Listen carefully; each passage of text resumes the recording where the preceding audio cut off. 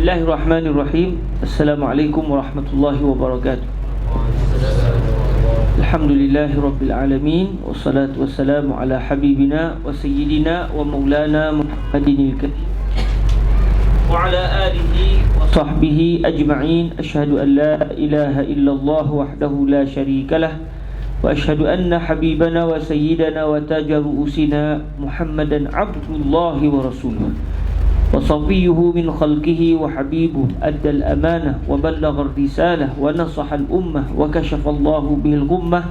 اللهم صل وسلم وزد وبارك على هذا النبي الكريم وعلى آله وعطرته وأصحابه والمسلمين اللهم آمين.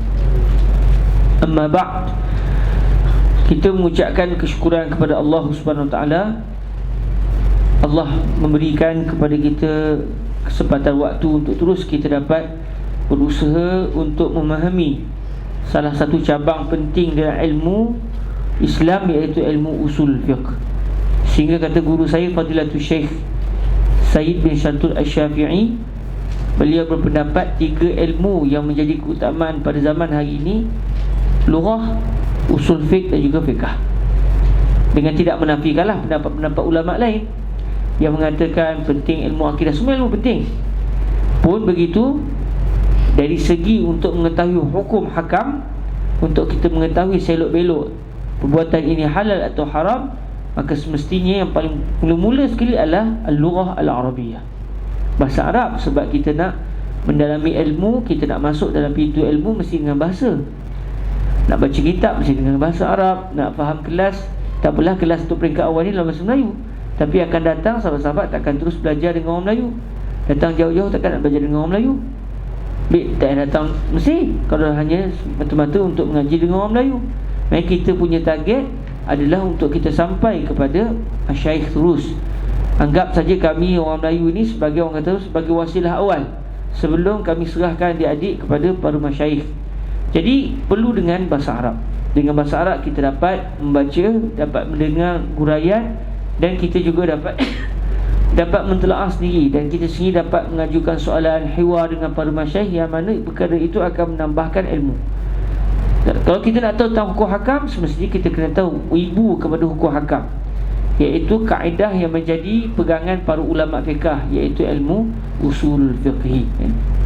Sebab itu apabila kita direzekikan Allah dalam majlis ilmu seperti ini, kita kena bersyukur sungguh kepada Allah, kerana yang memberikan kepada kita perasaan untuk dapat hadir, maksudnya yang memberikan taufik kepada kita untuk dapat hadir dalam majlis-majlis ilmu adalah Allah Azza wa Jalla.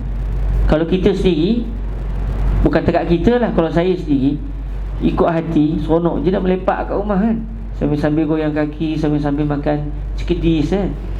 Tetapi Allah Subhanahu Wa Taala tidak menjadikan kita berada di situ, bahkan kita disibukkan dengan ilmu.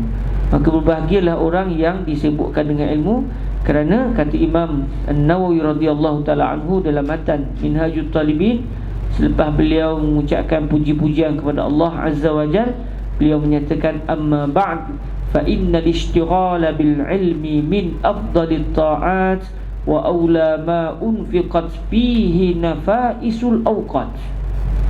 Fa innal ishtighala bil ilmi min afdalit ta'at.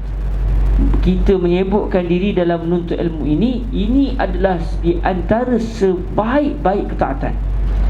Memang mungkin kita, di kalangan kita ada yang tidaklah, dia itu secara zahirnya sebagai ahli ibadat, tak adalah setiap malam tu dia sampai 4 juzuk 5 juzuk diri dalam solat qiyamul lail dia, biasa-biasa je. Tetapi mungkin orang tak perasan duduknya kita dalam majlis ilmu ini adalah merupakan di antara sebaik-baik ibadat.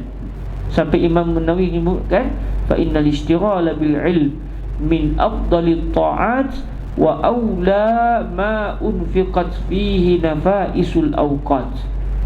Bahkan menuntut ilmu ini adalah yang paling patut kita serahkan waktu-waktu berharga kita untuknya. Waktu-waktu berharga kita sepatutnya kita kena serahkan kepada usaha untuk mencari ilmu. Alhamdulillah, Allah Azza wa Jal memberikan kepada kita peluang untuk dapat menimba ilmu. Maka mana tahu daripada kita ini akan ada yang dipilih oleh Allah untuk menjadi kibar syuyukh bagi umat Islam akan datang. Lalu daripada tangan mereka nanti akan lahir lagi ulama yang lebih hebat daripada kita. Kita harapkan begitulah. Sebab kalau kita tengok pelajar-pelajar daripada Malaysia khususnya, daripada Indonesia saya tak tahu tapi daripada Malaysia seluruh khususnya, boleh dikatakan yang datang ke sini, yang datang ke Al-Azhar, kita ada banyak kelemahan. Mungkin adik-adik perasan, mungkin adik-adik tidak memiliki kelemahan itu, tapi saya yang pernah hadir ke Mesir, saya melihat kelemahan itu. Kelemahan pertama, bahasa Arab kita. Daripada Malaysia lagi, kita mungkin sangat jarang bercakap Arab. Bahkan mungkin tak pernah cakap Arab pun dengan kawan-kawan, dengan guru-guru. Dan kadang-kadang guru-guru pun tak cakap Arab dengan kita. Tak apalah, itu dah berlaku. Tapi adakah kita akan menyambung tradisi itu? Kita dah tak boleh cakap Arab dah. Kita pun sampai ke Mesir, pulunlah kata orang Kedah pulunlah sungguh-sungguh nak boleh cakap Arab juga. Akhirnya satu hari nanti kita akan pulang. Agak-agak kita nak sambung tak kesilapan tu untuk generasi akan datang? Takkan juga. Mestilah kita nak anak-anak murid kita bukan datang ke Mesir baru nak cakap Arab, bukan nak masuk kursus bahasa dah. Patutnya masuk ke Mesir tu, kursus tahun pertama tu kursus untuk memahami mantan jam'ul jawami. Wow. Baru-baru masuk tu, kalau Azhar nak buat kelas bahasa Arab, kata ya Azhar, ayin keda dah wadal kalam nahnu khalas yani zihikna min al-arabiyyah, aizin nukhush ala tul. Kita kejut sikit masyayikh kan, generasi 10 tahun akan datang, barulah terbatal terus kursus bahasa Arab setahun tu. Malu Azhar nak buat. Kalau nak buat kat negara lain buat, tapi untuk daripada Asia Tenggara malu. Sebab apa? Budak-budak ni sambil tidur cakap Arab tu. Sebab apa? Sebab mereka daripada kecil lagi sudah dididik. Maknanya kita, kelemahan kita dari segi bahasa satu. Dan setelah saya tanya kawan-kawan yang ambil STAM, sebab saya hidup bukan zaman STAM, saya hidup zaman sebelum STAM, STA.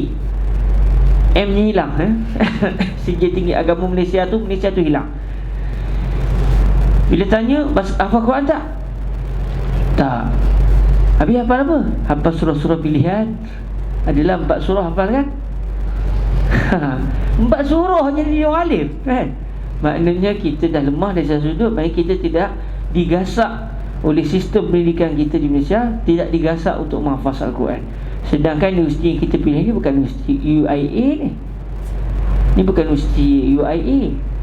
Ni bukan universiti Gajah Mada. Kalau di Indonesia ni bukan universiti Melaya ni. Ni universiti apa ni? Ya, sampai dilakabkan orang Ka'batullah Al-Ilmiyah, Ka'batul Ilm. Maknanya kalau di Makkah itu ada Kaabah, di Mesir juga ada Kaabah. Kaabah yang orang pusing, walaupun orang tak tahu dengan kain ihram, tapi orang tawaf untuk mendapatkan ilmu. Kita datang ke universiti yang paling ganas sekali sebenarnya, yang mana kalau kita tengok ulama-ulama besar kita, yang siapa namanya, Imam Khatib Syirbini, Imam Ibnu Hajar Al-Haytami, Imam Ar-Ramli Al-Ab wal-Ib, Syekhul Islam Zakaria Al-Ansari. Tu orang mana tu? Orang Gombak kan? Tak, orang Mesir. Yang mana mereka menuntut ilmu di tempat yang sedang kita belajar ni. Tapi kita lemah bahasa Arab, kita tak hafal Quran, kita tak terus. Macam tak kita terus sampai khatam dalam sistem pendidikan kita. Pernah dengar matan warakat? Nah. Pernah baca syarah mahalli ala warakat sampai khatam? Tak pernah. Pernah baca matan Abi Syuja' daripada mula sampai sudah? Pun tak pernah. Secara sistemnya mungkin ada juga yang pernah belajar, inisiatif dia sendiri, ataupun mungkin sekolah dia buat. Pernah baca matan Abi Syuja' secara penuh daripada awal sampai sudah? Matan Abi Syuja' pun tak pernah. Okey, kot lah tak baca matan Abi Syuja' sebab kita terlalu clever kan? Terlalu dahsyat pemikiran kita. Kita baca terus Al-Iqna' daripada mula sampai habis. Awal-awal tu dah satu baca Iqna' dah kan? Pernah baca Iqna'? Pernah. Sonok aja kan? Sebab muqarrar. Main daripada mula sampai habis? Tidak. Habis baca apa? Ya, yelah suka sikit-sikit tu lah. Belajar pun dalam bahasa Melayu. Nampak? Kita bawa segala kelemahan kita untuk berhadapan, berlutut di universiti yang paling ganas atas muka bumi. Sebab itu bila kita dalam keadaan kelemahan yang kita ada, bahasa Arab tidak, Quran tidak hafal, hadis saya cerita lah Arif Arba'in, Alhamdulillah, innamal a'mal binniyat. Itu apalah kan. Alhamdulillah, sebab kita tahu semuanya kerana Allah Ta'ala kan. Hadis tak pernah hafal, Quran tidak hafal, bahasa Arab darjah tingkatan 6 tu ustaz baca terjemah lagi, kita masih menyalin baris lagi. Di setiap kalimah tu tulis makna. Allah, begitu bersungguhnya kita menuntut ilmu kan. Kemudian dari segi kitab turas tak pernah belajar, tak ada satu kitab turas pun kita khatam. Apatah lagi kita bincang kitab yang tinggi-tinggi lagi, apa lagi bincang pasal hafal matan. Ya tak? Nampaknya kita betul-betul mempunyai satu kelainan yang lain tu daripada zaman ulama-ulama dulu. Ulama dulu matan Zubair itu untuk lil atfal. Matan ni tak tahu untuk siapa kan. Kita pula lebihnya kita Quran tak hafal, bahasa Arab tak erti, apa namanya, matan tak pernah hafal, baca kitab turas satu kecil pun tak pernah. Itu kelebihan kita. Lepas tu kita bawa segala kelebihan itu Al-Azhar. Ana insya-Allah akun azhari, sa'aghlibul azhar, la ahad hatta al-azhar yastati an yaghlibani. Jadi bila kita bawa dengan segala kelemahan itu dan kita sedar diri kita sebelemah, tiba-tiba kita tetap berada pada lorong yang betul. Setengah orang bila tengok, oh kau macam tu tak payahlah, taukah Allah lah, buang masa je lah. Buat apa? Azhar yang ganas dan saya pula sumpah mencuik kecil je, nak dapat azhar tak mampu. Tapi subhanallah, Allah tarik kita dengan kelemahan kita ni untuk berada pada majlis ilmu. Ini satu kesyukuran. Sebab tu kita kena bersyukur pada Allah Ta'ala kerana kita dipilih Allah. Bukan kita yang pilih, sebenarnya Allah yang pilih. Semuanya taufik daripada Allah Azza wa Jal. Allah pilih kita berada di tempat ini, dan kita dapat meniti daripada satu kitab supaya apa? Supaya sekurang-kurangnya, walaupun kita tidak menjadi alim sealim-alimnya, sebab terlambat kita ni, tapi tak apa, tak ada istilah terlambat dalam menuntut ilmu. Imam Izzuddin bin Abdul Salam start belajar umur 40 tahun. Saya baru 39 kalau tahun miladi. Tapi kalau ikut tahun Islam dah 40 lah. Tapi kurang-kurangnya umur 40 boleh baca warakat, okey lah kan. Geli-geli pun boleh lah baca warakat kan. Boleh lah buka-buka syarah Mahali sikit, baca Hasyah Bajuri, faham dah juga. Imam Izzuddin bin Abdul Salam umur 40 pun nak start belajar. Maknanya taklah terlambat sangat saya pun kan. Tapi sekurang-kurangnya saya lebih lambat berbanding adik-adik. Masa saya di usia adik-adik, saya ingat orang belajar telaki ni orang tak erti. Sebab orang cerdik macam saya baca sendiri, faham saya begitu. Tengok orang tarik sian, tak cerdik. Tapi tak apalah kan, setiap orang ada yang cerdik macam saya. Ada orang tak cerdik macam diorang ni. Akhirnya sampailah satu ketika bila habis BA saya di Tontor, nak katanya, bukan saya nak puji diri ni, tapi nak katanya inilah hakikat yang kita miliki. Tahun 1 saya target untuk dapat mafsul, target untuk gagal nasib tahun 1. Sebab saya datang dengan bahasa Arab Kelang Kabut, tengok kuliah pula datang bulan 12. Mana ada kursus bahasa macam tu. Datang bulan 9, akhir bulan 9, sepanjang bulan 10 di Kairah, orientasi oleh pihak Persatuan kan. Untuk kita kenal cara nak bercakap Arab, Ami apa semua, baguslah kan. Kita dapat naik bas, nak naik kaki apa, nak melompat kaki apa, semua diajar kan. Itu ilmu yang bermanfaat. Moga-moga Allah memberkati abang-abang kami yang ajar kami cara nak melompat daripada bas. Tapi sekarang orang tak lompat dah, orang naik Uber kan. Bulan 11 datang ke Tontor. Saya dulu belajar di Masjid Azhar Tontor. Dah jadi cerita lah pula kan. Kita baca warakat lagi ni. Ni mukadimah tak masuk ni Pergilah Tontor tahun 1 bulan 12. Bulan 11 bulan 11, bulan 12. Bulan 12, akhir bulan 12 tak biasa dah. Bila saya tengok dengan pensyarah cakap Arab campur dengan Ami lagi, kita first time dengar bahasa Ami. Lahjah dia tu sebenarnya kalau kira-kira dia fasih juga, tapi kita first time dengar lahjah begitu. Dengan kitab tebal apa semua, saya kata macam inilah, tahun ni target gagal dulu, InsyaAllah. Jadi setahun ni jangan relax, jangan sedih, tahun ni gagal InsyaAllah tahun saya sampai tu tahun 1 saya beri target gagal. Tapi target apa? Gagal. Cakap terang-terangnya. Sebab apa? Kalau lulus seronok, kalau gagal tak sedih. Sebab dah target dah kan. Sebab kita dah target dah. Target saya gagal. Tapi sedih lah sebab Allah tak bagi gagal, Allah bagi gaib bagi jahit. Sedih lah tahun tu kan. Sebab kita punya target tak dapat target tak dapat, target gagal dapat jahit. Sedih lah Saya punya target gagal tu dengan harapan tahun depan tu nak betul-betul strong sikit lah kan. dah dapat ajaib, okeylah, tak apalah, tak buat macam mana. Kita punya target tidak kena, Allah tidak takdirkan.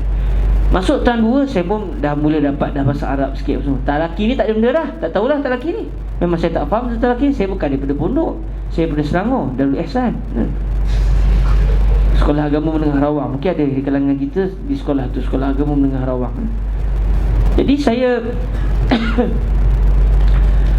tahun 2 pulun lah belajar apa semua kan. Memang hidup tu untuk peksa je lah.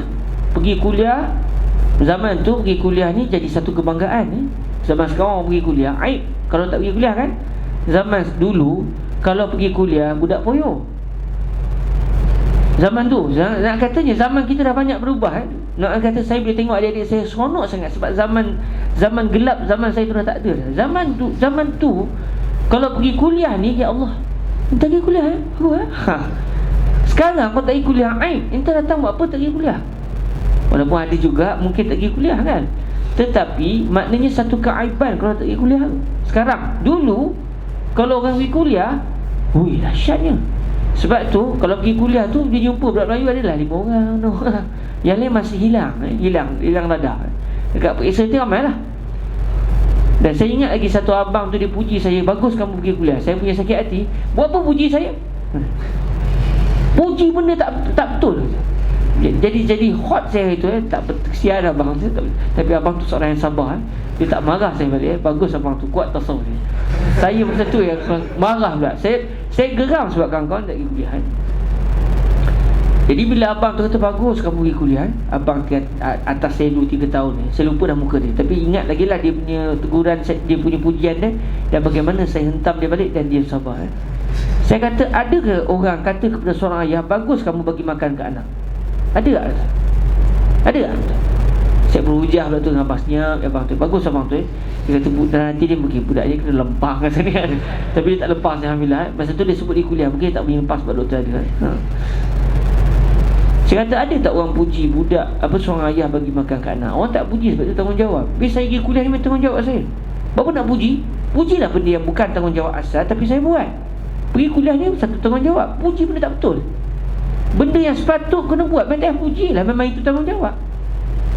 Ya bang tu Tahun 2 saya dapat jahit jidat. Tahun 3 jahit jidat. Tahun 4 jahit jidat. Power kan? Power kan? Dalam keadaan sistem kami dulu lagi dahsyat bersama adik-adik tau. Maknanya jidan zaman tu saya rasa tentang imtiaz sama sekarang. Sekira-kiranya min haiz tu, ni dah cerita belagak di sini ni. Bila nak pergi orang nak tengok keputusan tu, kita tengok dari jauh lah. Begitu orang nak tunggu apa. Akhirnya pelajar Nusantara yang paling tinggi markahnya di Tonton ketika tu saya lah. Bangga kan? Hebat kan? Jadi saya bila tengok orang itu lelaki, saya kata sihat. Ada orang Allah Ta'ala bagi akal yang cerdik macam saya. Tapi saya tak sebut dengan orang lah, sebab tak nak lah orang kata kita boyo semua. Tapi dalam hati saya, sihat dia orang ni nak baca buku tak mampu Saya baca buku saya faham, jadi tak perlu pergi belajar dengan masyaikh. Dia orang ni pula tak erti. Duduklah belengkung dengan syekh, tak faham. Sihat. Sihat. Dan saya ada dalam hati saya, tidak ada orang lebih cerdik melainkan aku. Dahsyat kan? Falsafah hidup lah. Tak ada orang yang cerdik melainkan aku saja. Orang ni tak cerdik, aku boleh cerdik. Tu nak cabar diri tu, nak jadi yang terbaik. Tapi tak cerita dengan orang sebab dia takabur dari sudut tu Akhirnya saya buat habis ni, tanya abang-abang kalau nak ambil master syariah ni, bidang apa paling payah Tak tanya bidang apa paling senang nak lulus, tanya paling payah. Ustaz Asri Mak Daud daripada Kelantan. Bila saya tanya pada beliau, Ustaz Asri Mak Daud ni abang kami lah, ditonton dulu Saya tanya pada Ustaz Asri Mak Daud, kalau dalam bidang syariah ni, kalau saya nak buat master, apakah bidang yang paling payah sekali? Nak lulus payah Sebi-sebi payah Kata beliau, usul fiqh. Saya kata kalau begitu saya akan ambil usul fiqh. Baca orang cerdik, nanti saya orang cerdik Jadi sesuai lah benda yang paling payah dengan orang yang paling cerdik Pergilah. Zaman tu pula jadi cerita lah pula dah jual rokok gini. Tak berhenti terus lah, kita berhenti terus lah. Tapi dia tak sedap, tak sampai ke climax dia, tak sampai ke penghujung dia. Jadi saya pun buatlah ambil master. Zaman tu pula saya nak ambil master tu berubah Quran. Syekh Al-Azhar ini, Dr. Ahmad Taib masa tu jadi rektor Al-Azhar, tukar Quran. Semua pelajar Wafidi kalau nak ambil master kena ambil di Kairah. Kami pula daripada yang tinggal di luar Kairah suka ambil master di Damanhur sebab suka duduk kampung. Duduk Kairah ni, tahulah orang Kairah ni mampu malas zaman tu. Yang kurang malas sikit orang yang tinggal di luar Kairah, di Muhafazah, di Tontor, Damanhur. Sebelum ni boleh buat master di Damanhur. Jadi saya dah biasa duduk di Tontor, kawasan kampung. Sukalah dengan suasana kampung, tak bingit. Lepas tu masyarakat Arab baik, kita boleh berkomunikasi dengan orang Arab Tapi berubah, tertekan jugalah. Tapi tak apalah, pergilah ke Kairah. Bila pergi ke Kairah, kawan saya Ustaz Khairi Abdullah daripada Perak, mungkin ada di kalangan kita daripada Perak menjadi anak murid beliau, Ustaz Khairi Abdullah. Beliau datang terus naik ke tahun 3 atau tahun 4 masa ditonton. Bukan pada tahun 1 lah, saya pada tahun 1. Jadi masa tu ada sistem muadalah. Dia ambil belajar di Malaysia, sambung terus ke Mesir, naik ke tahun 3 atau tahun 4 terus. Jadi Ustaz Khairi Abdullah ni akhirnya jadi satu batch dengan saya lah, walaupun daripada tingkatan 1 tak sama. Dia daripada Malaysia, beliau tingkatan 1, tingkatan 2 di Malaysia. Tingkatan 1 tahun 1 dan tahun 2 di Malaysia. Tahun 3 ke tahun 4 terus ke Mesir. Sekali lah dengan Ustaz Syed Abdul Qadir Al-Jufri. Mungkin kita kenal Ustaz Syed Abdul Qadir Al-Jufri Hafizullah. Beliau pun datang sekali, jadi kami satu batch semua. Jadi Ustaz Khairi Abdullah nak sambung master juga masa tu. Jadi beliau pun datang ke Kairah sekali dengan saya. Dan akhirnya saya pun duduk dengan dia. Saya duduk satu rumah dengan dia. Sebelum tu duduk dengan ramai orang lah Akhirnya dia kata, jom lah kita laki nak. Sebab tengok di Masjid Azhar masa tu Syekh Ali Jum'ah giat membuka kelas-kelas Dulu Al-Azhar ni tak ada kelas-kelas kelas-kelas lelaki macam ni tak ada langsung Lalu Fadilatul Syekh Ali Jum'ah lah yang telah membuka kembali Al-Azhar dari segi kelas-kelas lelaki ni. Sebab tu beliau di antara orang yang sangat berperanan besar, dan jasa beliau sangat besar kepada kelahiran semua madhiyafah kita tengok pada hari ni. Termasuklah Ruwaq Jawi, termasuklah madhiyafah Syekh Ismail Sadiq Al-Adawi ke apa ke semua ke, Miras Habib ke, madhiyafah, ikutlah pemadhiyafah sekalipun. Yang mencetuskannya adalah Syekh Ali Jum'ah apabila beliau meminta izin daripada pihak Wizaratul Awqaf ketika itu untuk beliau mengajar secara tradisional di dalam Masjid Al-Azhar. Setelah Masjid Azhar satu ketika dulu hanya jadi tempat orang datang semayang, orang datang melancong tengok Masjid Azhar, tapi kelas langsung tak ada. Akhirnya saya pun dah Ustaz Khairi ajak-ajak, yelah tu. Tapi saya punya target tu nak dengar hadis yang akan disampaikan oleh Syekh Ali Jum'ah sendiri. Buat majlis baca hadis, majlis sama', majlis tanpa hurai lah, majlis hadis, mendengar hadis. Sebab saya seronok dengar hadis Sebab di Malaysia saya tak pernah ada, tiba-tiba dengar ada orang baca hadis daripada mula sampai habis. Oh bagus ni, sebab dari segi istimbat hukum semua kita nak kena tahu hadis. Jadi saya buat hadir. Tengoklah sebelum datangnya Syekh Ali tu, Syekh Ali masa saya datang tu kelas dah lama dah start lah. Dah tahun 1998 atau 97 ya kelas di Masjid Azhar dah mula-mula. Saya datang 99. Saya datang 99 tu Syekh Ali dah start mengajar lama dah. Lepas tu saya pergi tonton, saya datang balik ke Kairah 2003. Tahun 2003 lebih kurang 2003. Tahun 2003 tu saya tengok kelas pun masih ada apa semua. Dan Syekh Ali pun akhirnya telah menyuruh anak-anak murid beliau, termasuklah Syekh Said Syantut yang saya ambil ilmu usul fiqh secara langsung daripada beliau dan juga fiqh Syafi'i. Saya tengoklah Syekh Said mengajar, Syekh Amrul Wildani mengajar, yang boleh katakan ulama-ulama besar hari ini yang mereka merupakan murid utama Syekh Ali Jum'ah mengajarlah di tiang-tiang. Cuma saya tak ikut lah. Saya kata saya bukan nak, saya sendiri boleh baca kitab Ini semua orang tak erti. Tengoklah orang dulu lekong Syekh Said ada 2 orang, 3 orang Ada seorang sahabat saya Ustaz Ghazali Ustaz Ghazali daripada Indonesia.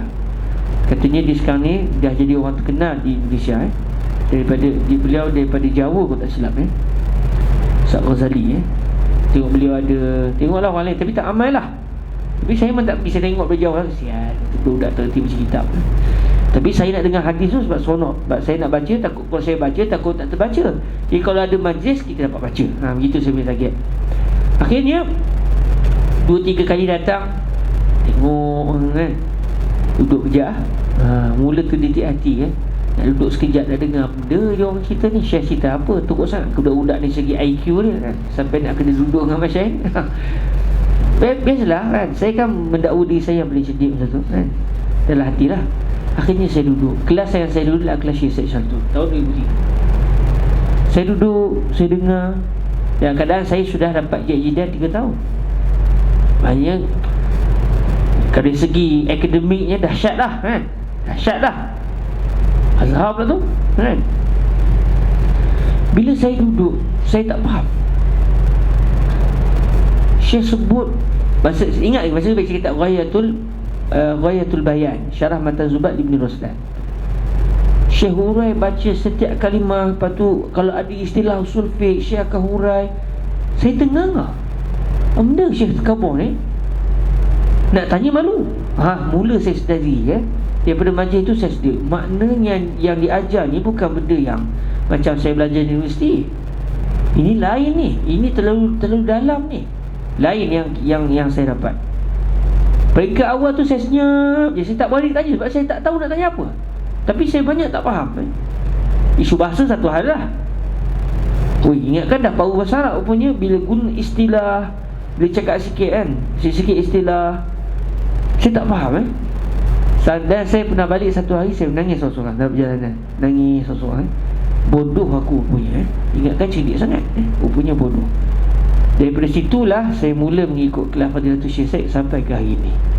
Baru saya sedar rupanya antara benda yang menyebabkan kita mungkin rasa kita okey adalah kalau kita belajar di universiti semata-mata dan kita tidak ikut kelas-kelas talaqi seperti ini. Kita akan rasa kita boleh jawab biasa, kita akan hebat. Tetapi bila kita duduk dalam majlis seperti ini, kita baru tahu rupanya banyak kita tak tahu. Itu baru kita kecil, kita naik lebih tinggi lagi. Lagi tinggi kita akan nampak subhanallah banyak benda kita tak sempat belajar di universiti. Maknanya secara betulnya bagi saya, belajar di universiti itu sambil-sambil belajar talaqi ni yang betul-betul. Tapi bukan maksudnya tak pergi kuliah. Kena pergi. Sebab apa? Sebab sijil itu. Hari ini orang melihat pada sijil Al-Azhar tu. Tapi kalau kita pergi ke kuliah semata-mata, dalam keadaan kita tinggalkan kelas-kelas talaqi dengan masyayikh, apa yang akan berlaku?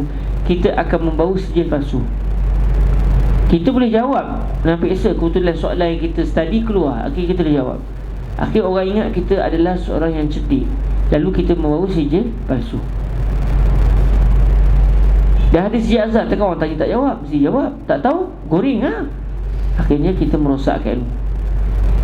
Tapi alangkah baiknya kalau kita ada sijil Al-Azhar dalam keadaan kita mengisi kelompongan yang ada daripada universiti itu. Sebab universiti pun tak sempat juga nak bagi kita semua benda. Masa 4 tahun saja, lepas tu orang pekat balik Jadi kelas-kelas seperti ini walaupun nampak skala kecil, tapi sebenarnya dia sangat memberi kesan. Dan alangkah baiknya kalau kita yang duduk di sini ambil masa 10 tahun 15 tahun, lamanya.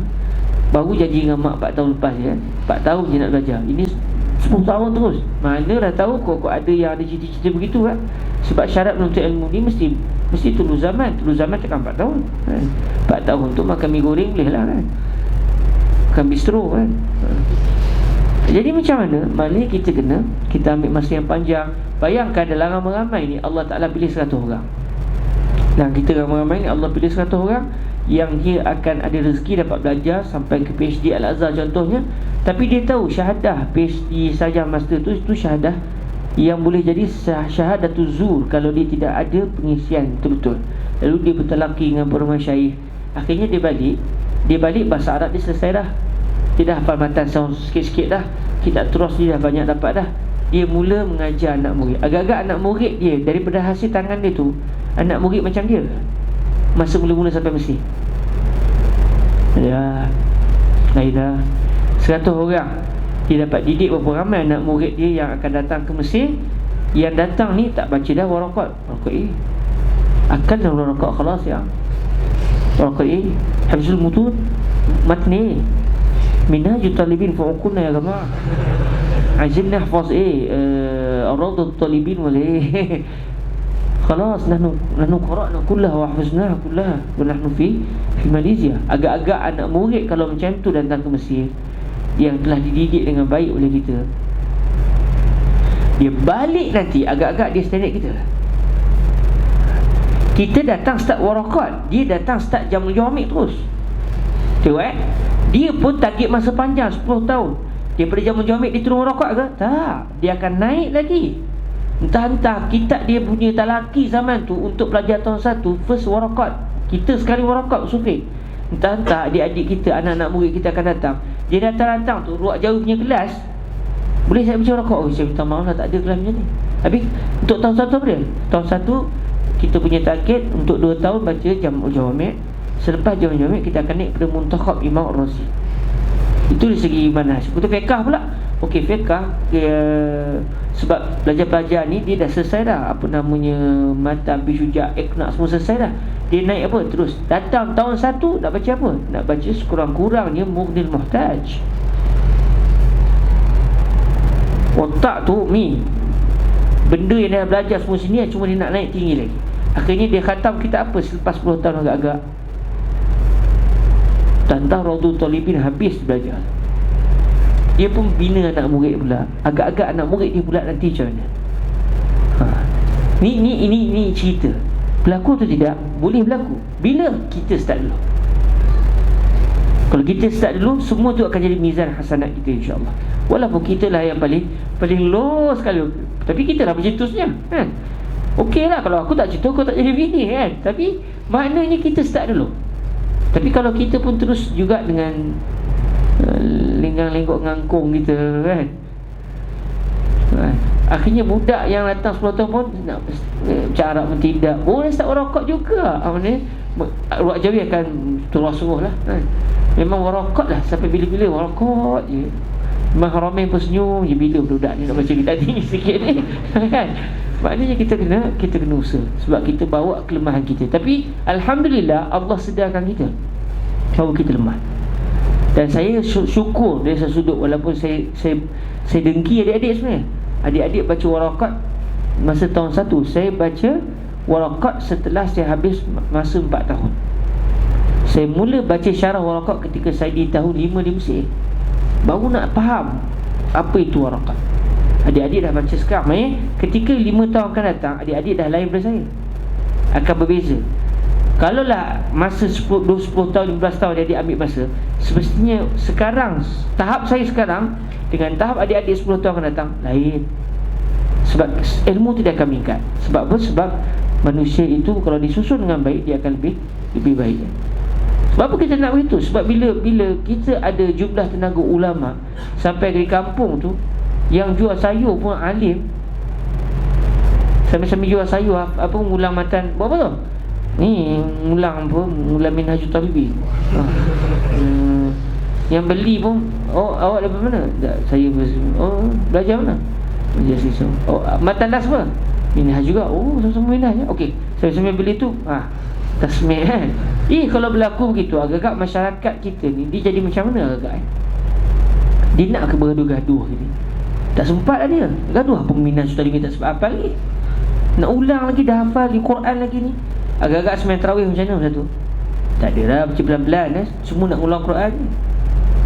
Masyarakat jadi lain, Sebab apa? Sebab bila ilmu itu menguasai masyarakat akan terkesan. Agak-agak non-Muslim akan nampak tak benda itu satu benda yang baik. Agak-agak macam mana mereka tertarik dengan Islam satu. Sebab kita betul-betul dipandu dengan ilmu dan akhlak, Okey, itu mukadimahnya. Jadi kita masuk kepada ilmu sufi, Qala rahimahullah azza wa jalla. Boleh jadi berlalu kat saya hari ni, Saya minta maaf lah, rezeki sahabat lah tu, Padahal saya tak lancang pun, Okey. Tapi boleh kot dianggap itu salah satu usaha untuk kita menguasai ilmu, Cerita, Alhamdulillah. Okey, setelah kita pelajari dalam pertemuan-pertemuan sebelum ni berkenaan dengan ta'rif usulul fiqh dengan melihat kalimah usul dan juga fiqh, dan alhamdulillah selesai kita dalam pertemuan lepas, berakhir pada perbincangan tentang 5 pembahagian atau 5 keadaan bagi pengetahuan seorang terhadap satu benda, sama dia yakin atau jahl atau zon atau syak atau wah. Selesai kita perkara tersebut. Setelah kita tahu apa itu usul, apa itu fiqh, hari ini kita masuk kepada apakah dia ilmu usulul fiqh. Sebab ilmu usul fiqh ni walaupun ada kalimah usul, ada kalimah fiqh, tetapi makna yang kita fahami selepas ilmu ini dizahirkan oleh Sayyidina Imam Asy-Syafi'i, dia bukan lagi mempunyai pengertian usul dan juga fiqh. Dia sudah memberi makna yang baru terus. Maknanya dalam istilah yang pernah kita sebut sebelum ini, usul fiqh dia bukan lagi murakkab, dia adalah mufrad. La yadullu juz'uhu ala juz'i ma'nahu, fa kalimatu usul la tadullu ala juz'i ma'na usul fiqh, wa kalimatul fiqhi kadzalik. Seakan-akan dia adalah Abdullah dengan masuk satu orang lelaki yang bernama Abdullah. Bukan lagi melihat kepada abd apa maknanya, Allah lafzul jallah apa maknanya, tapi dia sudah memberi makna yang lain terus. Seperti butterfly kalau ikut dalam bahasa Inggeris senang kita nak faham. Butterfly, butter dia ada makna, fly dia ada makna, gabung dia tak ada kaitan dengan isu butter dan juga isu fly.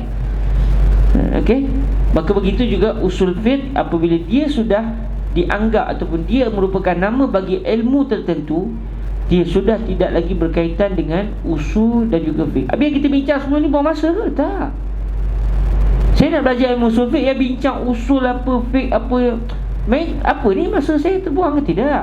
Sebab kita dalam menuntut ilmu, kita ada istilah muqarrar, tak ada muqarrar, hazal muqarrar, hazal ghair muqarrar. Tak. Semua benda yang berkaitan, semua kita nak tahu. Sebab ilmu saling bantu-membantu. Pengetahuan ini saling akan bantu-membantu. Ni manhaj. Okey, hari ini kita masuk terus kepada tajuk pertama dalam usul fiqh secara langsung. Ada pun yang kita bincang sebelum ini, bolehlah kita ertikan ianya sebagai muqaddimah bagi perkara yang mempunyai sedikit kaitan dengan usul fiqh. Tetapi dia bukan ilmu usul fiqh. Hari ini kita akan masuk kepada apakah dia ilmu usulul fiqhi. Qala Imamul Haramain Al-Juwayni rahimahullahu azza wa jal, wa nafa'ana Allahu bi'ulumihi wa ulumi masyayikhihi wa talamizatihi wa qurra'i waraqatihi wa sa'iri musannafatihi wa syurrahiha, Allahumma amin.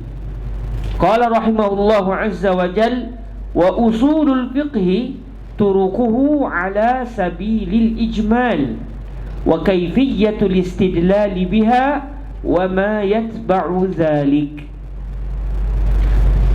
Usul fiqh adalah turukuhu, jalan-jalannya. Domirnya tu balik ke siapa? Balik kepada al-fiqh. Subhanallah. Wa usulul fiqhi maksud dia turukul fiqhi. Jadi domir pada kalimah turukuhu itu kembali kepada kalimah al-fiqh. Ala sabilil ijmal, berdasarkan cara yang ringkas. Maksudnya berdasarkan cara yang secara kasar, tidak secara tafsil. Okey, apa maksud ni? Turukuhu, jalan-jalannya, jalan-jalan fiqh. Maksud jalan-jalan fiqh ini adalah dalil-dalil fiqh. Jadi kalau kita nak tukar, kita boleh tukar, tapi takkan kita nak tukar sebab matan ni sudah cantik disusun. Tapi maksud turukul fiqhi adalah adillatul fiqhi.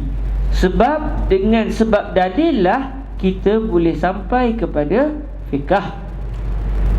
Jadi dalil itu adalah tariq.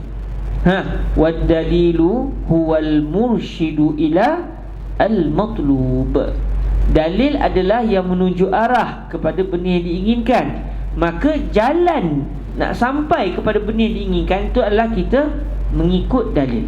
Jadi dalil itu adalah suluhan, adalah jalan yang membawa kita kepada apa yang kita inginkan. Jadi kalau kita nak kepada fiqh, nak boleh sampai kepada pengetahuan hukum hakam ni mesti dengan dalil. Dalil lah yang memberitahu kita bahawa perbuatan ini adalah hukumnya bagian. Jadi turuquhu di sini maknanya adillatuhu, ay adillatul fiqhi. Di ilmu usul fiqh adalah dalil-dalil fiqh. Maknanya yang dibincangkan ilmu usul fiqh ni, perbahasan pertama yang dibincangkan adalah mengenal pasti apakah dia dalil-dalil fiqh. Dalil fiqh. Cuma bila bincang tentang dalil fiqh, pengetahuan kita terhadap dalil fiqh ni ada dua jenis. Sama ada kita bincang dalil fiqh dari sudut semata-mata dia dalil fiqh, atau kita membincangkan dalil fiqh dari sudut dalil bagi perbuatan sekian-sekian adalah sekian-sekian-sekian. Maknanya dalil fiqh, perbincangan tentang dalil fiqh ni ada dua jenis. Sama ada secara ijmal atau secara tafsil. Secara kasar, iaitu kita bincang dalil fiqh tu dari sudut dia semata-mata dalil, tanpa melihat masalah fiqh tertentu. Maknanya kita nak bagi tahu dalam usul fiqh ni, bila ala sabil ijmal, bila bincang tentang dalil fiqh, kita dalam ilmu usul fiqh bukan tugas kita untuk mengetahui apakah dalil bagi kewajipan membaca Al-Fatihah di dalam sembahyang. Cari dalil juga, nak tahu dalil juga. Okey, baca Fatihah wajib tak wajib? Wajib, bahkan rukun. Okey, apa dalilnya? Memang nak cari dalil. Tetapi ketika itu bukan ala sabilil ijmal. Kita ketika itu nak tahu dalil secara terperinci bagi masalah bacaan Fatihah di dalam sembahyang. Apa dalil yang menunjukkan wajib baca Fatihah dalam sembahyang? Lalu bila ditanya begitu, si faqih akan jawab, dalil saya yang menunjukkan baca Fatihah adalah wajib dalam sembahyang adalah sabdaan baginda Nabi alaihi salatu wassalam, la salata liman lam yaqra bi fatihatil kitab. Disebut dalil. Tahulah kita dalil. Cuma kita tahu dalil ketika ini bukan secara ijmal, tetapi secara terperinci, secara tafsil. Sebab kita tahu masalah sekian-sekian, dalilnya apa? Pegang perempuan batal tak batal wudu, apa dalilnya? Sapu kepala kena sapu semua ke sapu sikit pun tak apa, apa dalilnya? Tahu dalil juga, tapi dia sudah terus kepada masalah fiqh, terus kepada perbuatan-perbuatan tertentu. Nak tahu perbuatan ni apa dalil yang mengatakan dia halal atau haram. Maka itu namanya ma'rifatu adillatil fiqhi ala sabilit tafsil. Usul fiqh bukan itu perbahasannya.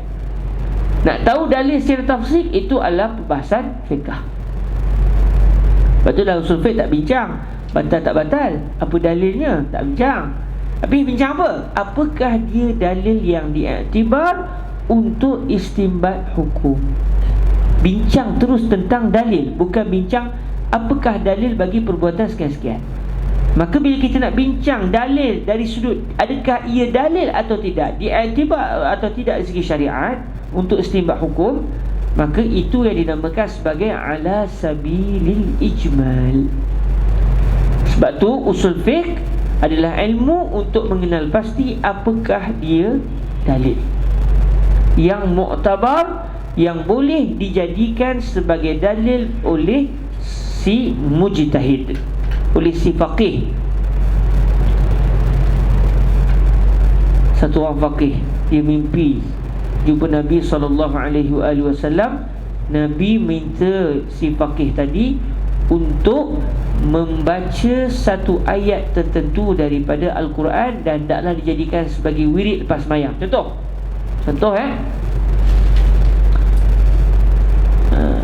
macam ada dalam kitab An-Nafhatul Ilahiyah fi Salati ala Khairil Bariyah. Ada satu orang mimpi jumpa Nabi SAW. Dalam mimpi itu Nabi, kalau tak silapnya, mencium satu orang yang dikatakan orang itu gila.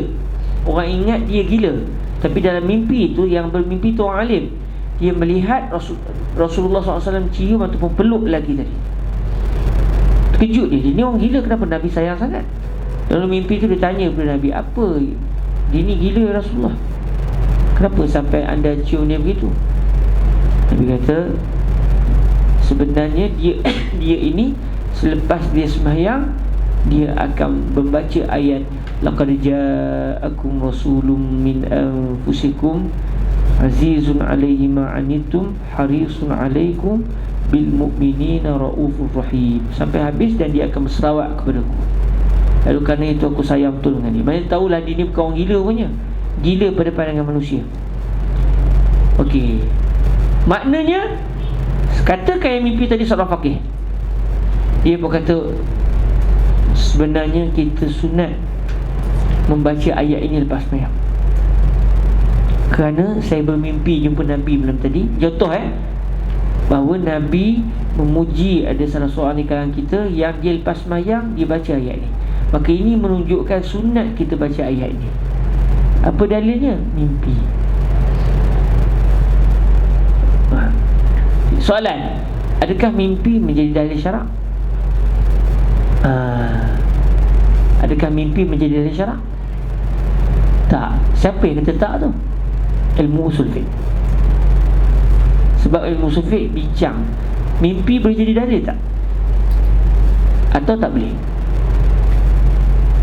Dalam satu orang mimpi jumpa Nabi, Nabi kata kamu dah sampai ke tahap yang tinggi dan tak payah sembahyang.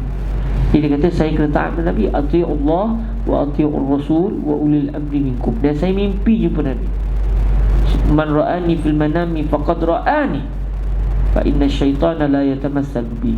Atau kama qala al-Habib alaihi salatu wassalam. Saya mimpi jumpa Nabi, kata orang tadi sebut, bukan saya orang tadi sebut, dia kata dia mimpi jumpa Nabi. Nabi kata kamu dah sampai, kamu bagus, kamu dah tak sembahyang. Mimpi jadi hujah? Tak. Tapi saya mimpi, dan mimpi Nabi benar. Memang betul kamu jumpa Nabi. Tapi Nabi suruh saya tak sembahyang. Sebenarnya kamu salah dengar kot. Nabi kata sembahyang banyak sikit, kamu terdengar tak sembahyang. Jadi bila kamu mimpi jumpa Nabi, benar kamu telah mimpi jumpa Nabi. Tapi kalau dalam mimpi itu Nabi suruh kamu buat benda bercanggah dengan syariat, sebenarnya tidak, kamu salah dengar. Dan dalam masa yang sama, mimpi bukan hujah dalam menentukan hukum hakam. Jadi usul fiqh adalah ma'rifatu dalailil fiqhi ijmalan. Betul kata Imam Al-Haramain dalam matan ini, wa usulul fiqhi turuquhu ala sabilil ijmal.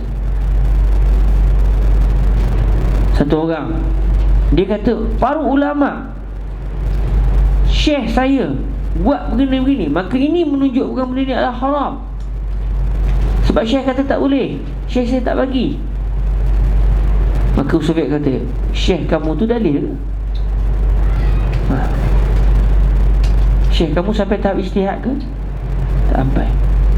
Bila dia keluarkan pendapat tu, main dia keluarkan pendapat sendiri, bukan berasal dia rujuk kitab fiqh ke? Tak. Kalau begitu dia tidak menjadi dalil. Tapi sahabat buat. Okey, adakah perbuatan sahabat adalah dalil? Dia sahabat Nabi. Memang dia sahabat Nabi. Ada sahabat Nabi buat satu perbuatan contoh, maka adakah wajib kita buat sebab dia sahabat Nabi? Jadi usul fiqh akan bagi tahu kita, adakah perkara bagian-bagian dalil atau tidak, hujah syarak atau tidak. Jadi usul fiqh adalah kajian terhadap apakah dia dalil bagi fiqh. Tapi bukan secara terperinci. Maksud terperinci bukan terus bincang perbuatan bagian-bagian apa dalilnya. Saya kalau saya berwuduk, saya basuh hidung dulu, baru kumur-kumur, boleh tak boleh? Tak boleh. Apa dalilnya? Itu adalah mencari dalil secara tafsil. Itu bukan kajian usul fiqh. Itu adalah kajian faqih mujtahid. Habis usul fiqh apa kajian dia? Nak bagi tahu kepada faqih yang ni dalil. Kalau nak istinbat hukum, ini boleh jadi dalil, yang ni tak boleh. Kalau awak mimpi tak jadi dalil. Kalau awak guna qiyas fasid tak boleh jadi dalil. Kalau awak pegang hadis yang mansukh, minta maaf, hadis mansukh dah tak boleh jadi dalil. Jadi usul fiqh tolong bagi tahu kepada faqih apa dia dalil.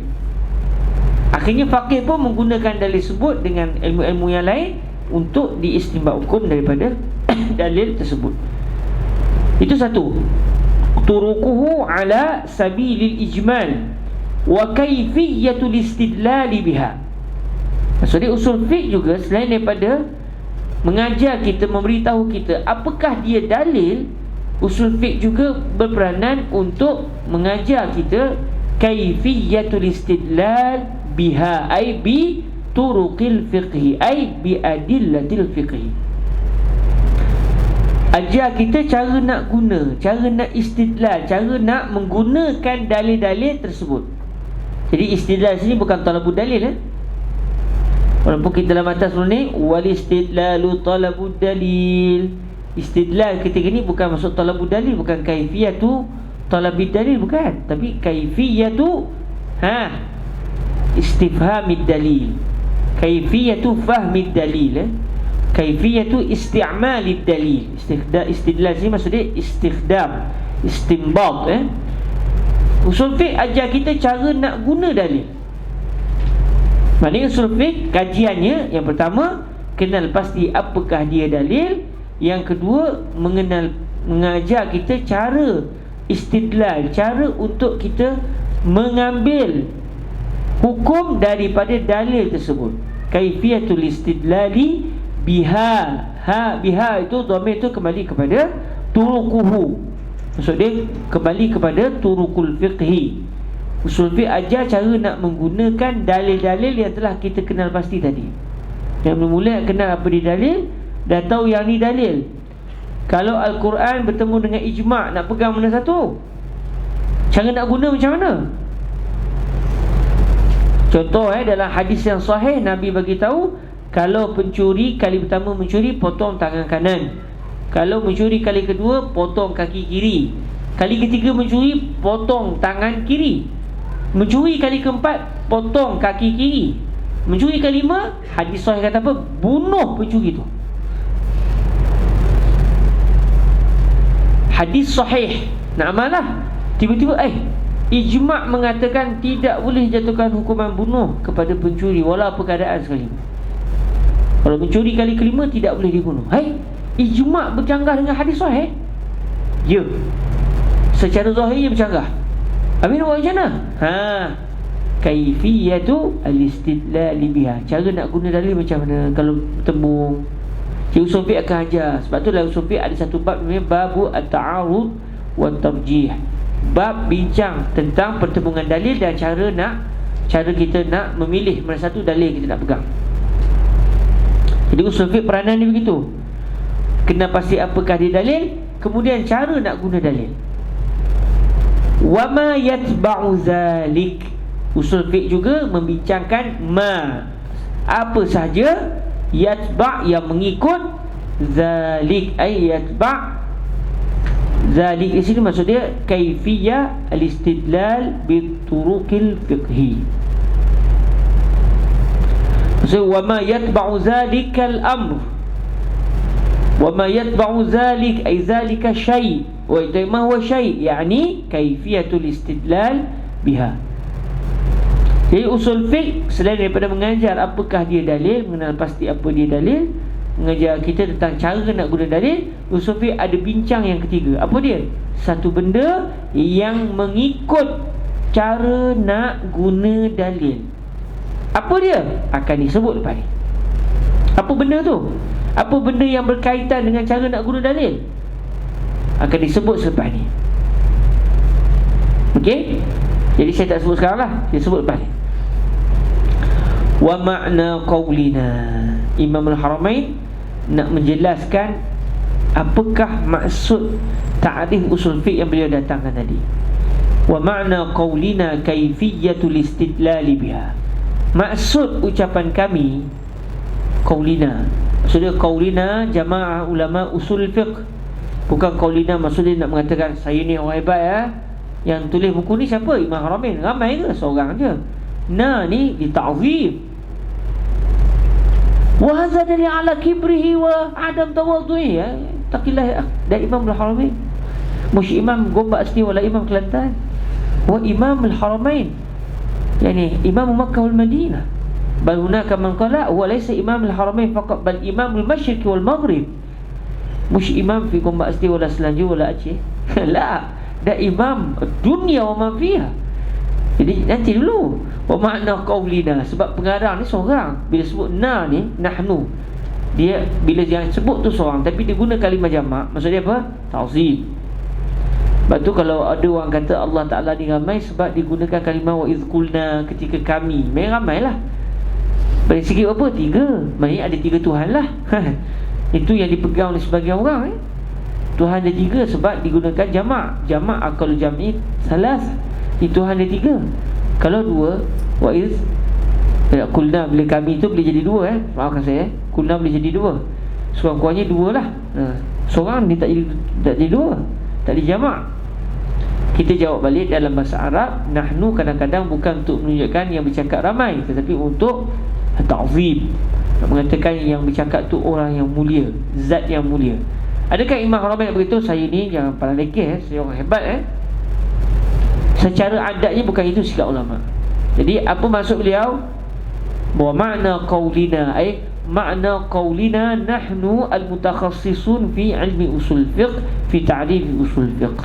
Jadi kami di sini maksudnya saya dan juga kawan-kawan saya yang lain yang mengatakan usul fiqh ni apa dia? Turuquhu ala sabilil ijmal wa kaifiyatul istidlal biha wa ma yatba'u zalik. Kalau buka kitab saya, buka kitab kawan-kawan saya ulama-ulama usul fiqh yang lain ni, bila jumpa takrif gini, maksud kami, saya dan juga kawan-kawan saya yang ulama-ulama usul fiqh yang lain, bila kami sebut begini, makna ucapan kami apa dia? Bagian. Wa ma'na qaulina. Baik, qaulina jama'ati ulama usul al-fiqh al-usuliyyin. Kaifiyatul istidlal biha, bila kami sebut dalam takrif tadi, kaifiyatul istidlal biha turuquhu ala sabil ijmal, yang ni semua orang faham. Apa maksud ucapan kami wa kaifiyatul istidlal biha?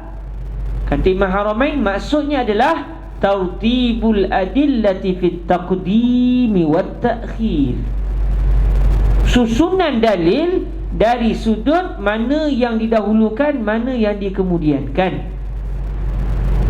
Susunan dalil, mana yang didahulukan, mana yang dikemudiankan.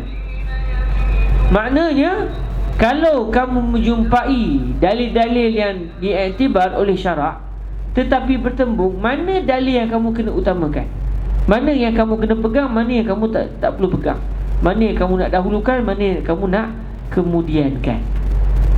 Jadi ini maksud kami kaifiyatul istidlal biha, cara nak guna dalil.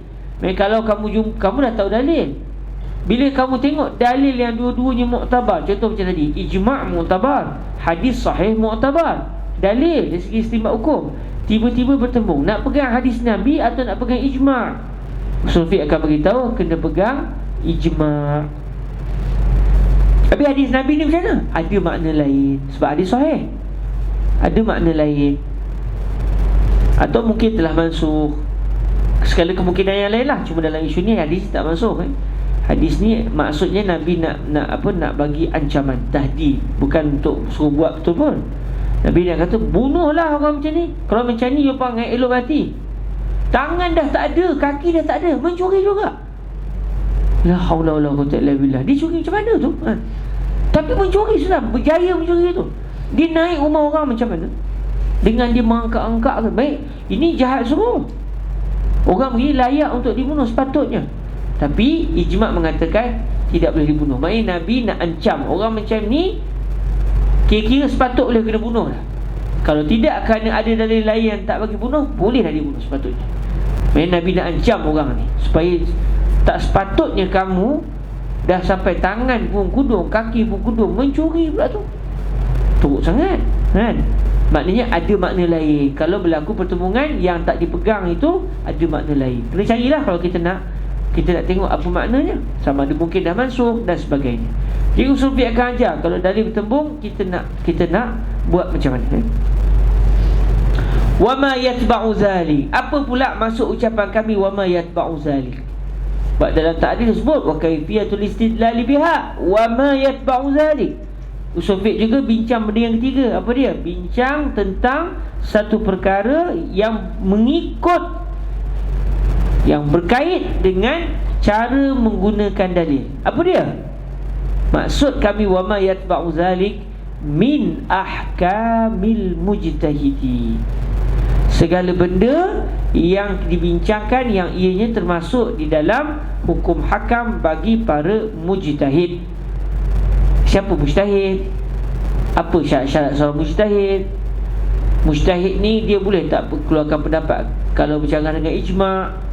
Jadi segala benda-benda yang berkaitan dengan siapakah dia mujtahid, kriteria seorang mujtahid juga dibincangkan dalam ilmu usul fiqh.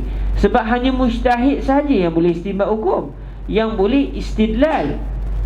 Jadi kalau kita bincang apa dia dalil, bagaimana cara nak guna dalil, tapi kita tak sebut siapa orang yang layak guna dalil, nanti semua orang mujtahid, rosak orang. Jadi kerana itu usul fiqh ada bincang benda yang berkait dengan cara guna dalil, iaitu kita dah tahu cara nak guna dalil. Cuma bila kita dah tahu adakah kita boleh guna dalil? Tak, bukan semua orang. Walaupun kita belajar usul fiqh, tahu cara nak guna dalil, bertemu ijma' dengan hadis bukan ijma', kalau bertemu di antara hadis am dengan hadis khas, cuba gabungkan. Walaupun kita tahu cara, tetapi yang diberikan kelayakan untuk mencari gali hukum daripada dalil-dalil syarak hanyalah mujtahid. Maka kerana itu datang perbahasan yang ketiga, iaitu siapakah dia mujtahid dan apakah hukum hakam yang mesti dipatuhi oleh seorang mujtahid. Okey, clear? Jadi usul fiqh 3 benda bincang: apa dia dalil, cara guna dalil, siapakah orang yang berhak menggunakan dalil. Ada kaitan dengan kalimah usul? Ada kaitan dengan kalimah fiqh? Gabungan dua tu terhasil 3 benda ni? Tak ada langsung. Fiqh kalau gabung dengan usul, dia membentuk 3 benda. Tak ada. Dia jadi butterfly terus. Dia jadi butter dan fly yang digabungkan jadi makna lain. Cuma bila buka kitab usul fiqh, inilah perbahasannya. Inilah perbahasannya. Tapi kami buka kitab usul fiqh lain, ada bincang pasal tasawuf. Itu tambahan. Buka kitab Jamul Jawami', ujung sekali bincang pasal tasawuf. Nak katanya walaupun kamu ada ilmu, kena ada kesufian. Kalau tidak jadi takabur kamu dengan ada ilmu.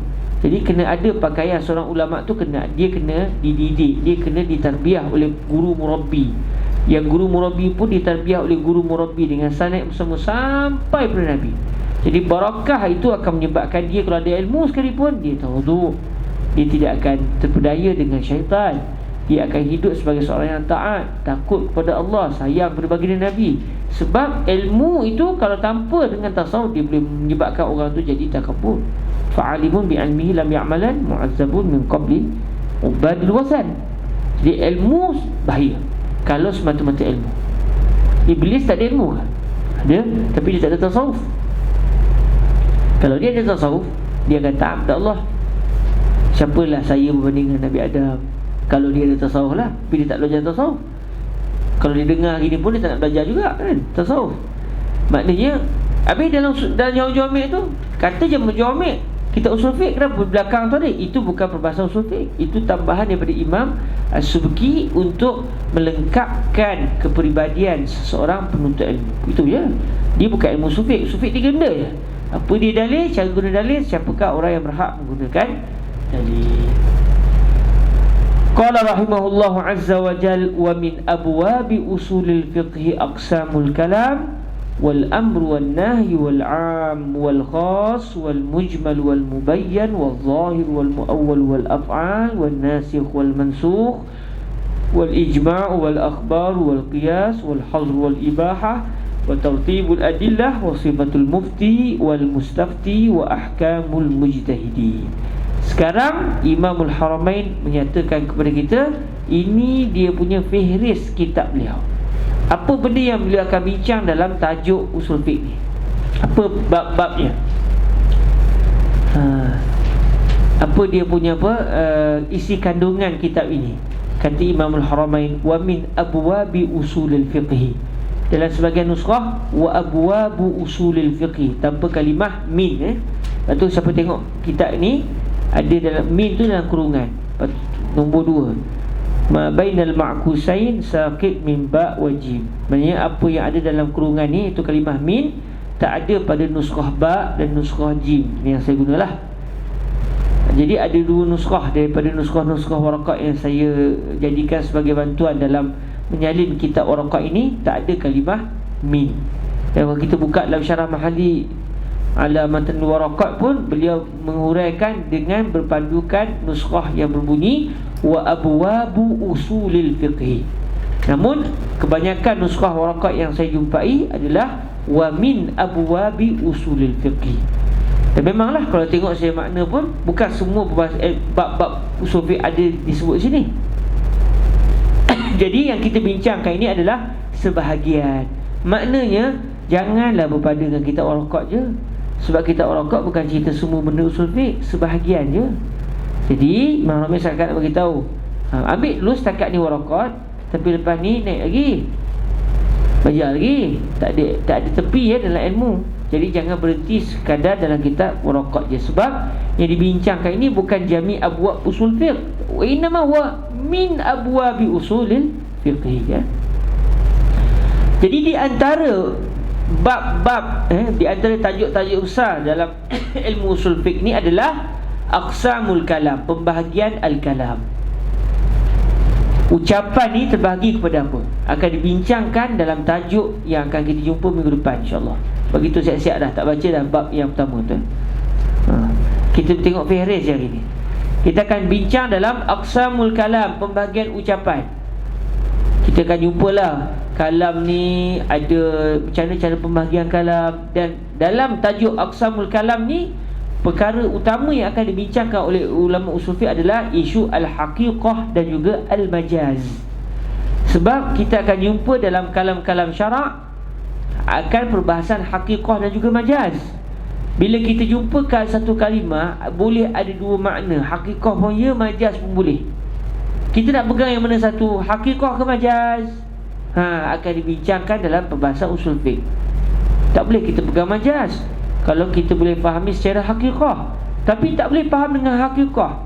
Allah Ta'ala sebut contoh Ar-Rahman 'alal 'arsy istawa. Istawa ada banyak makna, antara maknanya jalas.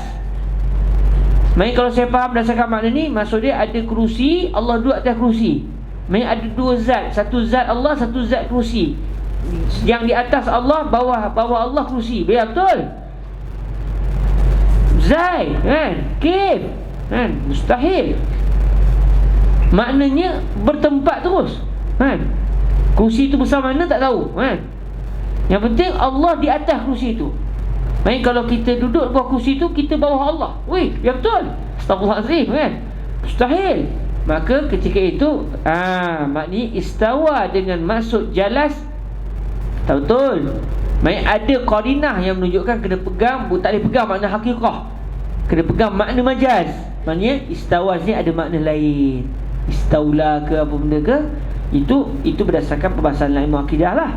Nak katanya usul fiqh akan ajar kalau bertemu dengan haqiqah dan juga majaz, kena pegang haqiqah dulu. Tapi kalau tak boleh pegang haqiqah kerana dalil, apa dalilnya? Akal antaranya. Contoh macam tadi, dalil akal. Tapi akal mungkin boleh silap, tapi isu sekarang ni akal takkan silap dalam masalah ni. Betul lah. Dulu tak ada kerusi, lepas tu Allah ciptakan kerusi, lepas tu Allah duduk atas kerusi. Betul. Sebelum Allah ciptakan kerusi, Tuhan duduk kat mana?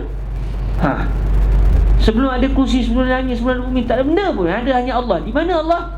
Di mana pun tak wujud kan? Jadi macam mana kita nak kata di mana Allah? Di mana tempat tu pun tak wujud. Dulu tak ada tempat, baru ada tempat lepas. Akal kata begitu. Baik, maknanya dari akal. Jadi ketika itu tak boleh pegang haqiqah, kena pegang majaz. Okey, jadi dalam tajuk aqsamul kalam yang akan dibincangkan, yang terpenting adalah pembahasan tentang al-haqiqah dan juga majaz. Wal amr wan nahy juga akan dibincangkan tentang al-amru wan nahyu, sebab akan ada perintah daripada syariat. Bila ada perintah, ada larangan. Tapi Nabi tak kata kalau tak buat dosa. Nabi hanya suruh kita buat. Alhamdulillah. Maknanya ketika itu macam mana? Adakah kalau ada satu arahan tapi tak ada bukti bahawa arahan ni mesti buat ke atau boleh tinggal? Maksudnya adakah dia arahan lil wujub atau arahan lin nad? Benda yang disuruh tu adakah dia wajib ataupun mandub? Tak tahu. Baik, kita nak pegang mana? Al-amru tu kita nak pegang dia untuk lil wujub atau lin nadbi, akan dibincangkan dalam tajuk al-amr. An-nahy, Nabi tak bagi satu benda. Okey, larangan ni macam mana? Maksudnya kalau saya buat berdosa ke, atau sebenarnya kalau saya buat rugilah, tak dapat pahala tapi tak berdosa. Macam mana? Juga dibincangkan dalam tajuk Nahi wal am wal khas. Juga tajuk yang dibincangkan dalam usul fiqh adalah isu al-am dan juga al-khas. Sebab kalimah itu kadang-kadang dia mempunyai makna yang dia mempunyai individu yang ramai. Allah Ta'ala sebut ya ayyuhan nas. Nas, wahai seluruh manusia. Berapa ramai individu dalam manusia? Ramai. Siapa? Hairul, Abu, Ali, Chong. Semua tu adalah individu yang termasuk dalam kategori manusia. Jadi kalau Allah Ta'ala kata ya ayuhan nas u'budu rabbakum, maknanya semua diarahkan untuk beribadah ke ada orang tak perlu sembah Allah Ta'ala? Dia akan bincang isu al-am. Kalau satu kalimah dia ada banyak individu, adakah semua individu tertakluk kepada hukum yang disebut oleh kalimah am tersebut atau tidak? Dibincangkan dalam isu al-am, al-khas. Bila bincang al-am, dia akan bincang pasal al-khas. Sebab kadang-kadang berlaku pertemuan di antara al-am dan juga al-khas. Allah Ta'ala kata apa? Az-zaniyatu waz-zani. Semua penzina lelaki, semua penzina perempuan taklah disebat. Maknanya tak kira siapa kena sebat. Kalau dah kahwin kena sebat tak? Betul. Nabi kata kalau muhsan kena rejam sampai mati. Tembung pula. Nak buat macam mana? Maka dibincangkan al-am dan juga khas. Berlaku taksis atau tidak? Berlaku pengecilan skop al-am atau tidak? Maka di sini adalah tajuk utama yang akan dibincangkannya, isu al-am dan juga al-khas. Al-mujmal, dalil yang mujmal, dalil yang tak tahu apa, dia ada banyak makna. Satu orang, seorang hamba disuruh oleh tuan dia, ishtari li ainan, tolong belikan kepada saya satu ain. Dan hamba kena taat kepada tuan dia, wajib taat. Tapi ain ada banyak makna. Ain maksud dia mata kebau ke? Atau ain dengan masuk emas? Atau ain dengan masuk tolong beli air mineral sebab air mata air? Atau ain benda? Huruf ain ke? Beli huruf ain nak ditampal di whiteboard ke macam mana ni? Dia tak tahu. Jadi mujmal. Dia nak buat, dia boleh pilih-pilih ke? Tak apalah, buatlah pilih-pilih dalam satu pun. Macam tu ke caranya? Akan dibincangkan dalam isu mujmal. Kalau dalil mujmal tu bolehkah kita main pilih-pilih? Ke kita tawakuf, tak boleh buat keputusan sebab tak jelas? Wal mujmal wal mubayyan. Kalau ada dalil yang menjelaskan, apakah dia mubayyan, benda yang telah dijelaskan daripada tak jelas kepada jelas, kena pegang atau tidak? Dibincangkan dalam tajuk al-mubayyan, az-zahir, al-muawwal. Ini semua berkaitan dengan lafaz. Semuanya akan kita bincangkan. Kalau tak tahu sekarang ni pun tak apa lagi. Tak tahu sekarang, saya tak faham Ustaz, minta penjelasan apa itu am khas nanti. Ini tajuk baru. Ini baru muka surat, isi kandungan. Wal af'al, perbuatan siapa? Af'alun Nabi alaihi salatu wassalam. Walaupun disebut sini wal af'al, yang dimasukkan sini adalah af'alur Rasul alaihi salatu wassalam, bukan af'al kita. Sebab perbuatan kita tak jadi dalil. Yang jadi dalil perbuatan siapa? Perbuatan Nabi alaihi salatu wassalam. Okey, kalau sahabat buat perbuatan tu depan Nabi, Nabi tak kata apa, boleh jadi dalil ke? Dibincangkan dalam tajuk wal af'al. Wan nasikh wal mansukh, ada dalil satu dulu satu kemudian. Dalil yang kemudian bercanggah dengan dalil yang mula-mula. So macam mana? Kita bincang isu an-nasikh wal mansukh. Wal ijma', kalau berlaku ijma', apa syarat-syarat ijma'? Ijma' adalah dalil. Okey, apa syarat-syaratnya? Dibincangkan dalam isu ijma'. Wal akhbar, satu hadis Rasulullah, macam mana cara nak sampai kepada kita? Sebab hadis Nabi hujah. Jadi berita nak sampai kepada kita tu, adakah dia secara mutawatir ke, ahad ke? Bila mutawatir jadi hujah ke, ahad jadi hujah ke? Itu semua dibincangkan dalam tajuk wal akhbar. Sebab dia perkhabaran yang berkaitan dengan Nabi. Wal qiyas, qiyas, sampai ulama kata al-qiyasu huwa usulul fiqh. Sampai ada kata qiyas itu adalah usul fiqh. Maksudnya seakan-akan tak ada dalil lain, mereka hanya qiyas. Sebab qiyaslah yang menjadi tonggak utama kepada berkembang fiqh walau apa keadaan sekalipun. Sebab nas disebut dengan dalam mesti ada benda khusus. Tapi kadang-kadang timbul benda baru yang tak disebut oleh Nabi, tetapi dia mempunyai kaitan dengan nas lain. Nabi tak bagi kita jual beli secara riba, gandum dengan gandum, bali dengan bali, kalau beras dengan beras macam mana? Jadi qiyas adalah merupakan benda yang sangat-sangat penting dalam ijtihad. Wal hazru wal ibahah, kalau tak jumpa dalil, cari-cari dalil, tak jumpa dalil yang kata haram, baik qiyas, baik ijma', baik apa benda, semua tak ada. Tak jumpa dalil. Satu perbuatan saya nak buat, cari dalil, kok-koklah perbuatan ni haram ke halal, tak jumpa.